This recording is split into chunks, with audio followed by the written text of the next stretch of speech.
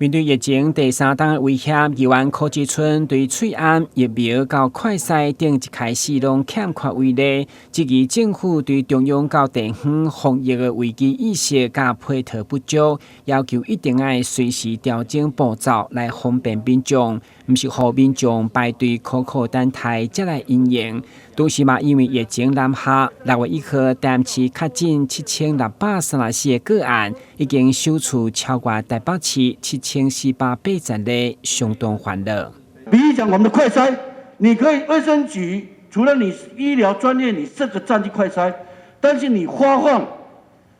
放，你可以透过区公所行政作业，或是我们的检测专业的卫生所。有钱跟没有钱嘛，两样嘛，对不对？那好，你说先把没有钱的先归开，把它区隔开，全部要会用。你可以透过行政的里长、邻长造册，要多少剂，可以把它规格化，登记完了以后多少，放到区公所。这个有违法吗？还是区公所行政作业对收钱好像刚刚好像不自在，刚刚红我会讲贪污。啊，你流程做得好，签收流程做得好，因为我为什么要讲这个道理？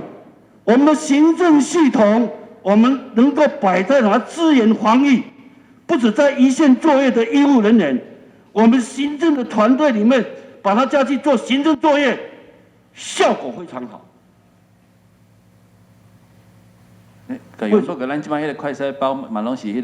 个民政局的迄个户政系统的斗相共，迄个区公所区公斗相共分啊。